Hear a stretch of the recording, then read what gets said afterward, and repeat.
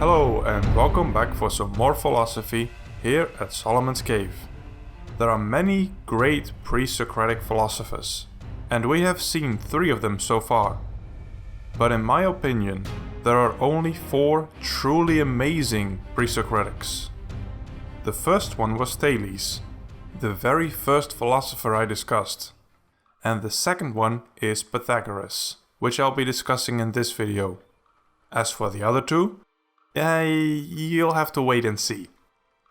Now Pythagoras was born in Samos, a Greek island off the coast of Turkey. Some have speculated that in his youth he studied in Miletus, as there was some overlap between him and the Milesians, or that he went to Egypt to study.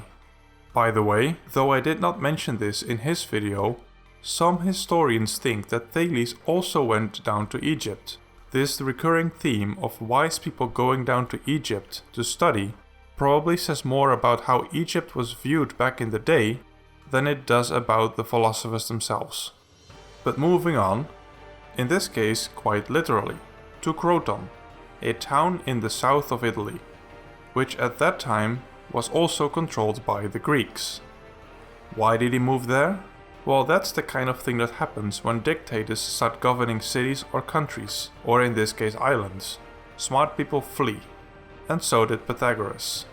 What happened next is that Pythagoras founded a school and started teaching philosophy, mathematics, music, and astronomy.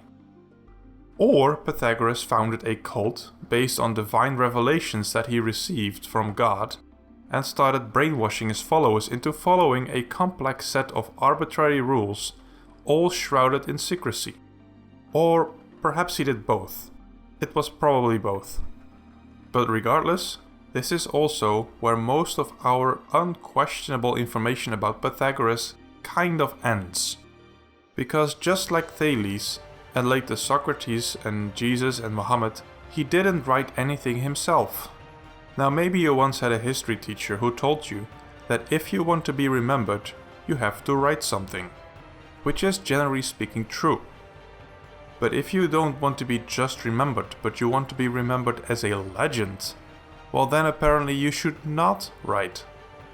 Anyway, getting back to Pythagoras' 2 hobbies, namely science teacher and cult leader, this would later lead to 2 very distinct groups of Pythagoreans.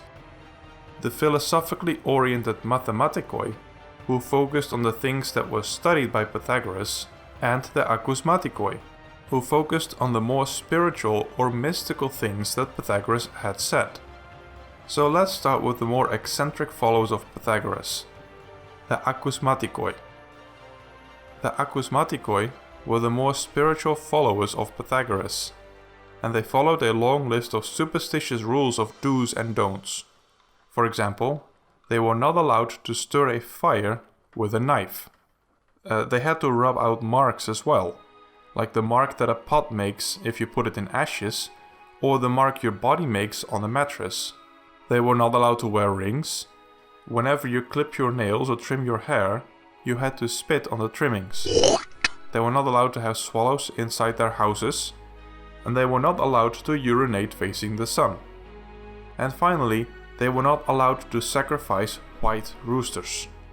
But as interesting as this group of Acousmatikoi is, it seems they were not big on writing either. So in order to know something about Pythagoras, we have to go to the Mathematikoi. 2 of the most famous Mathematikoi were Philolaus and Archites. But they lived sometime after Pythagoras, and those are only some of the earliest people who wrote about him. And they themselves also actively contributed to Pythagorean philosophy. So it is not always clear which ideas came from Pythagoras himself and which were developed later by his followers. What is even more important here is that in this later period, somewhere between 500 and 450 BC, was a very dense period in philosophical development. And it was here that the most important philosophical debate of all time was started. And it is relatively easy to see that these later Pythagoreans were heavily influenced by one side of the debate.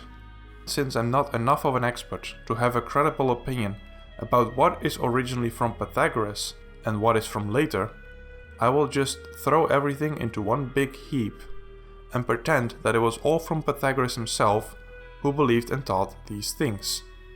So the first idea I want to explore is the so-called transmigration of the soul. Pythagoras believed that after you die, your soul migrates to another body. This could be the body of a land-dwelling animal, of a fish, of a bird, or of another human. One fun story that illustrates this belief is that it is said that Pythagoras once heard a puppy yelping when it was beaten. He then rushed over and yelled at the man beating the puppy that this puppy was his deceased friend. He claimed to recognize the voice of his friend in the way the puppy yelped. Another story is that he claimed to have had memories of previous lives, in some of which he was a true hero. In any case, the goal of life was not to be transmigrated or reincarnated continually, but to escape the endless cycle of rebirth and become truly free. This is also one of the very first times that Egypt comes into the picture, since this idea of a soul transmigrating was something that was also believed by the ancient Egyptians.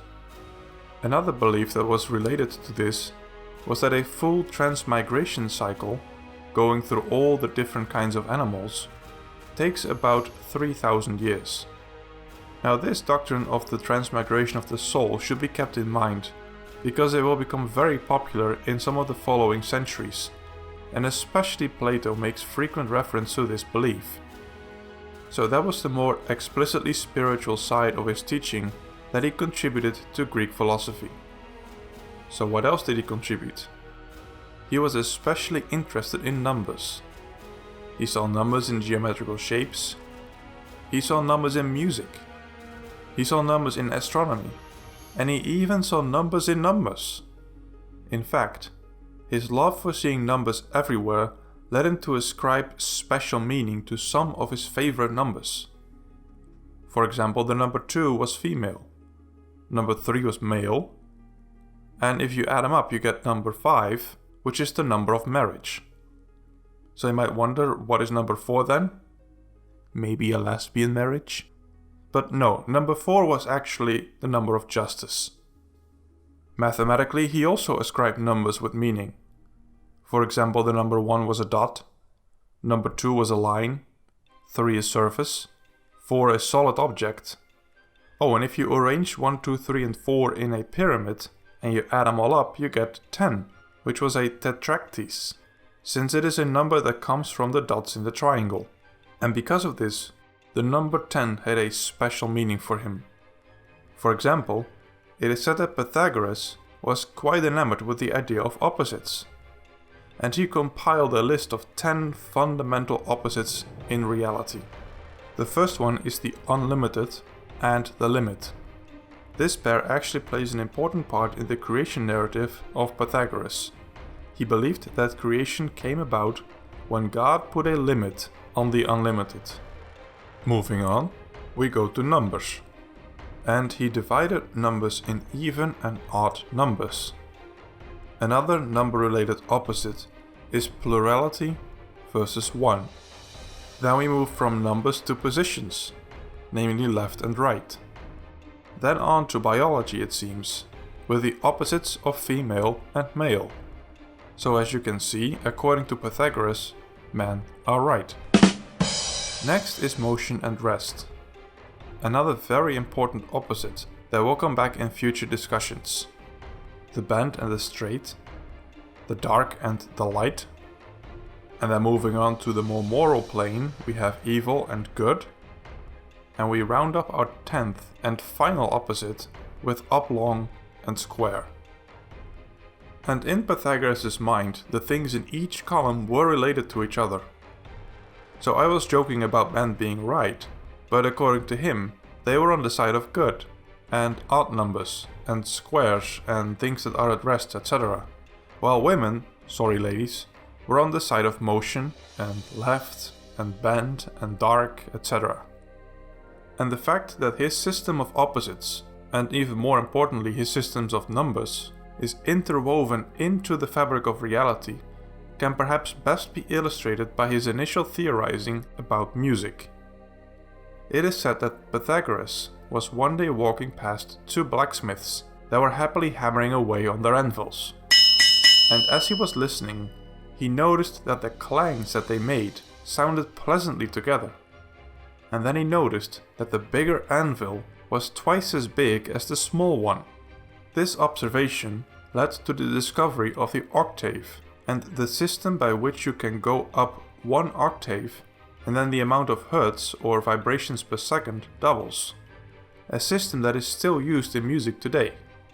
Maybe there aren't many numbers in playing music itself, but there most certainly is a lot in writing music or in analyzing music.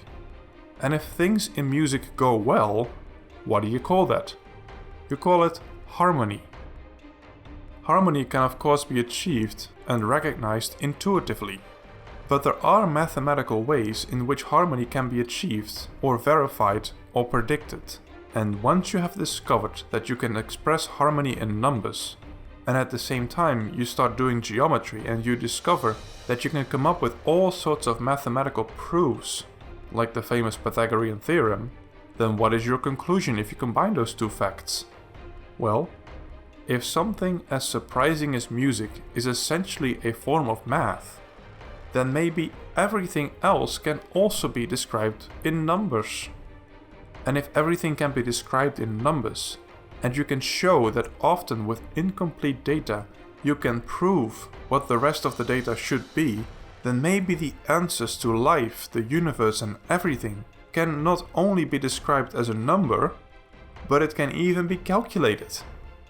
And he took the universe part of this quite literally, as his entire cosmology was very complex, but it was ultimately based on the assumption that perfectly harmonious numbers govern the motions of the earth and the heavenly bodies. This is where we get the notion of the music of the spheres, since everything in the universe was believed to move in harmonious spheres. And he also took the life part of this pretty seriously, since he applied this principle of harmony or balance to medicine as well.